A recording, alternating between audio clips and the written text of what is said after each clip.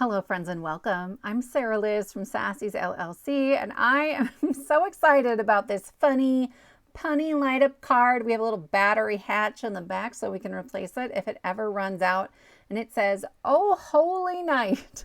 And then we have some donuts and some donut holes. So we're going to use the tiny donut dippers from Trinity Stamps for our two donuts and the donut holes. For our festive accessories, this is the Spellbinders October large die of the month, and that's where I got the Santa hat and I got the earmuffs for our other donut. Then we have a die set I designed for Trinity Stamps called Emergency Card Essentials #1, and that's where I got the faces and my mats and layers for a bunch of these pieces. I'll kind of show you as we go along. But then there's also Emergency Card Essentials #2, where I got one of the layers, the stars, but also the sentiments. There's a free download with sentiments that comes with that die set. To make our shaker, I'm using a 2-inch shaker dome from Sizzix that fits perfectly in these halo lights. This pack came with 2 halo lights and 4 1 lights. The halo lights create a circle or halo of lights. So here's that Emergency Card Essentials #1 die set, and I used the scallop circle and then I cut the 2-inch circle out of it, and that's really where we're going to put our shaker and our lights. And so I have one that I've cut out just kind of for placement to figure out where I want my lightest ink, and then we'll get a little bit darker from there. So I used a little spun sugar in the middle. After that, I have some Uncharted Mariner, maybe my favorite ink, and then chipped Sapphire just to finish it all out. I'm starting with a navy panel, and so I don't have to do a whole ton of ink blending. I really like that kind of dreamy winter sky look. Plus, I started with a navy panel, which is my favorite way to ink blend. Start with a colored cardstock, and then there's just a little bit less time and energy spent on making sure I have full coverage everywhere. I'm using some metallic watercolors. I'm just using the white one on here and splattering that on for some of our sort of stars in the night sky. And then I will set that aside to dry. So here are my donuts. I have cut 2 donuts with frosting, and then I'm going to use 2 sets of faces. I have stolen, this is that large die of the month, the earmuffs that go with the penguin and the hat that goes with Santa. I love that that die set has 2 Santa hats, one where the poofy ball goes off to the left and one where it goes to the right. They're meant to make some Santa slippers, right? So you would have a pair of them on your card, and it just cracks me up. I am adding my little earmuffs on my donut, and it's like they were meant to be there. You guys, I love stretching my dies and finding ways to like get new uses out of them. So when I designed the Emergency Card Essentials die set, I was like, do we have room for faces? Because I want to put faces on some donuts. I've been imagining this card for 3 months, and so the die set just released. I'm getting to share it with you now. So I was torn when I was putting the faces on here. Should I make the hole in the donut be their mouth, like maybe they're singing "Oh Holy Night"? But for her, I really wanted that cute smiling face. I stuck all of it up kind of top. But on this second one, I'm imagining this sort of like a long-faced donut who has this sort of goofy, dopey look. And so we're going to do it a little bit differently for him. I played with so many arrangements for these donuts. I could make a dozen of them. I added some glitter cardstock for the white pieces on my hat, and then the donut has white shimmer cardstock, so it catches the light really, really beautifully. And there's his mouth all the way down at the bottom of the donut. I was sure I wanted the eyes right next to each other until I spread them apart so I could add glue, and I liked that one too. You'll have to let me know what you prefer. So here are my 2 donuts, and I'm going to kind of set those aside, and I'll show you just a couple of the donut holes. I made a whole bunch of these, mostly from scraps. Every time I cut out a donut, it creates a donut hole. And actually, I'm using the donut that is created by cutting out the frosting. There's 2 different sizes of donut holes, and there is frosting that can top both sizes. There's also like a little squiggly frosting bit that I've added to several of them.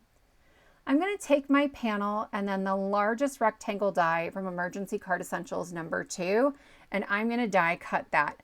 I'm also going to put the 2-inch circle die from set #1 in the middle because that's where our shaker dome is going to be.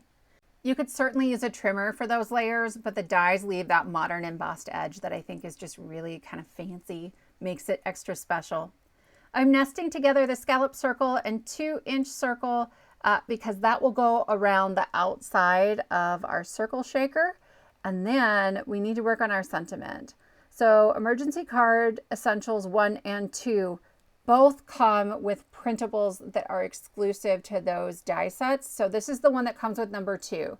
And there's a die from set 1 that will cut out that rectangle. But we're going to cut it in the shape of a circle.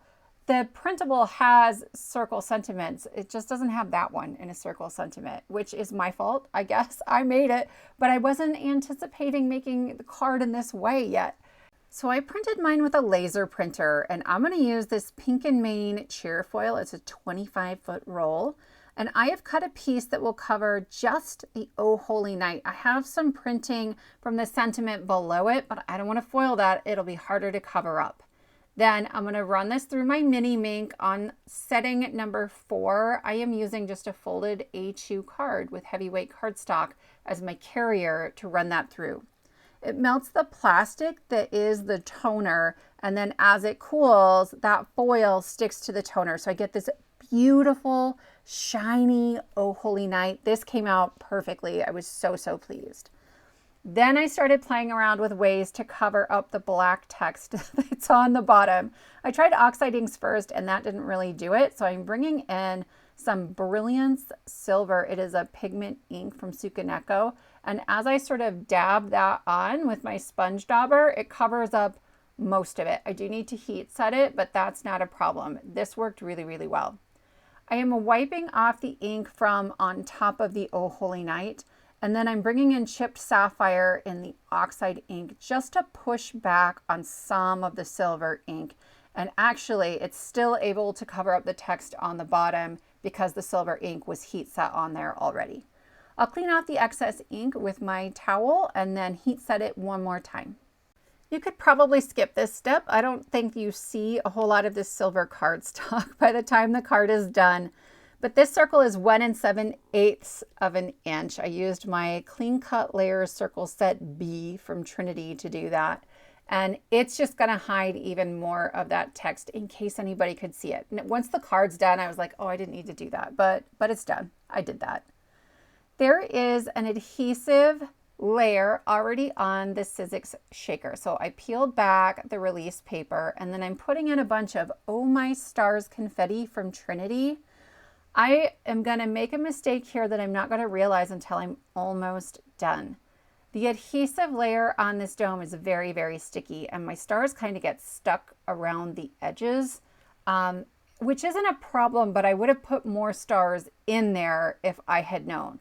So right away, it's fine, but then later on, you're going to see they don't move as much as I might have wanted. So here's my halo light, and I'm just going to stick a battery in it and push the button. It's got 5 lights, and the opening is perfect for a 2-inch circle and for that shaker dome. So I'm going to end up layering everything kind of on top of that. I did my ink blending on 65-pound cardstock. I wanted it to match my sentiment cardstock, and that's all my printer can handle. So I need at least one more layer to make sure that the card is nice and sturdy, because this piece is going to get popped up on foam tape.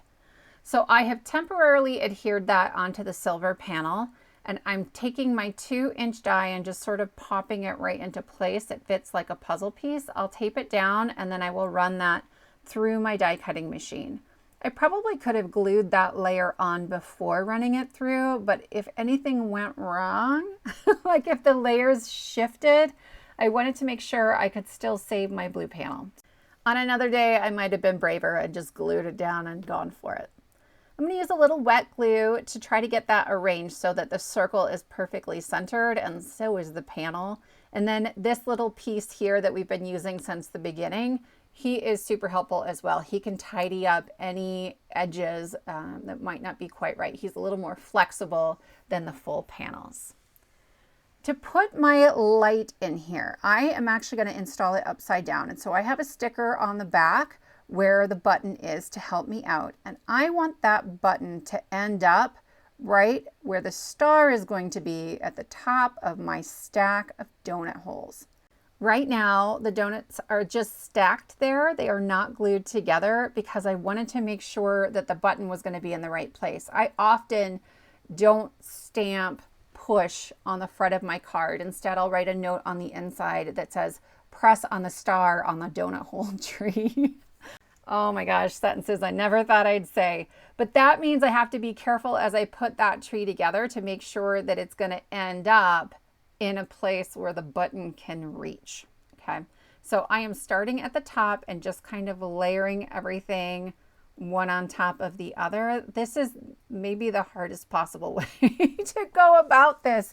If I had waited to cut the hole in my blue panel until I had the tree assembled, then I would have more wiggle room to make sure that the button's in the right spot. So next time I make one of these cards, and you guys, I'm probably going to make a couple of these, I will do it that way. I'll just wait to die cut that circle.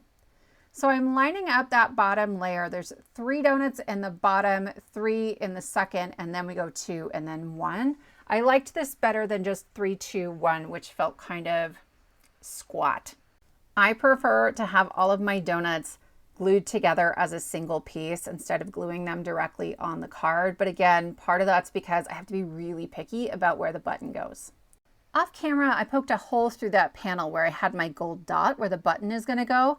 And I just stuck my pencil through that to mark onto the card base where I need that button. Then I'm putting removable adhesive behind the Oh Holy Night, and I'm going to just arrange it inside that panel, and then I'll lay it on top of the card base. I want to make a trap door inside the card where you can replace the battery later if you want. And so if you don't care about that part of it, you can skip these couple of steps. So I'm going to install this upside down. It makes it easier to take the battery out. And then I'm going to put it over top of that shaker dome, and I am tracing around that battery section. Okay. And I actually straightened out a couple of the edges just so it would be easier to cut. In theory, you could cut like a trap door in the middle, and I've done that in some other videos, but this seemed easier for this card. I'm just using my scissors and cutting right along where those pencil lines are. And then I'm going to draw one more line for myself. This one I'm going to turn into a score line. I have a really thick ruler here and then a scoring tool, but if you have like a dead pen, right? Bic pens, when they run out, are perfect for this. And I'm just going to run it along the ruler, and it will help me make sure I get a nice fold there. Then I double checked it with my light, and everything's going to work just fine for my trap door. Now I can start adding my Oh Holy Night shaker dome onto the card base. If you don't care about the trap door, you could have skipped all of that and gone straight to this step. I really like wet glue for this because it lets me wiggle and make sure that my card panels are straight on my card base and that my sentiment is straight and not kind of crooked, and that works really, really well. Then I'm going to open that trap door, and I'm going to actually bring in my scissors and trim away part of the excess cardstock that's hanging out from around the shaker dome, just to make sure I'm not going to struggle later, or somebody else isn't going to struggle later to push that battery out. I'm using the world's best foam tape from Pearblossom Press. This stuff is awesome. It is repositionable for 30 minutes, and you better believe I reposition a lot of things when I'm trying something new. And this was something new for me. I had never used one of these shaker domes before. So it's everywhere except for on the trap door, and we'll deal with that later. Then I have a bunch of double-sided adhesive tape on the back of my one light. I want to adhere this to my blue panel. I have not removed the release paper from my foam tape yet. We'll do that in a minute. I just want to make sure that this guy is lined up where he needs to be on this panel. So I'm starting by lining up the bottom left-hand corner of the card, and then I'm really focusing on where the fold of my card is before I lay this down to pick up the halo light. That way I know everything's gonna fit. You can see it there on the back of that blue panel. Then I'm going to put this whole thing into my scoreboard to try to make sure they get lined up correctly. It's helpful. There's less panic for me because that tape is repositionable, but still, because of the big bubble, I mean, that guy sticks up quite a bit. I was a little nervous about this one. So that's one of the ways I try to make sure that everything is straight, especially right along the fold of the card where like you can't cut the fold or it's not a card anymore. I can now do the final decorating of my card. I'm adding on my big donut with her earmuffs. I just love her. And then my donut tree with a star on top. For a sentiment on the inside, I'm using the same printable that comes with emergency kit number 2. I have just used the tick marks on there to cut out the stars are brightly shining. There is a scallop rectangle mat in set number 1 that I'm adding to the inside, and then I'll use removable adhesive for this piece in case I want to add something else. Emergency cards are called that because you can swap out these interchangeable sentiments. It's part of a series of free printables over on my channel. I'll link to the playlist for you in case you're interested in more of those. And then I can add our dopey donut dude. He needs a name. If you have ideas for names, I want to know about it. And then this large star to go right with this sentiment. I'm going to use my removable adhesive to keep my trapdoor shut. So I put a little bit where it's going to hit the metal of the battery pack. And then here I'm using the same Pearblossom press foam tape. I just added it to some cardstock, and then I'll cut a piece that will fit in here in the empty space, but isn't going to keep me from removing the battery. So I removed the release paper and I can stick that right down in there. The top then just has cardstock on it and I don't have to worry about it getting stuck forever. Then a little removable adhesive, I'll close the trap door and it's good to go. So that finishes up our funny holiday card, you guys. These halo lights are so bright. It's such a big wow. I hadn't used them before. I think they are just fantastic. I'll have links to everything in the description box below the video. If you're new here, be sure to hit the subscribe button and come back for more inspiration. Thank you so much for joining me, and I will see you next time.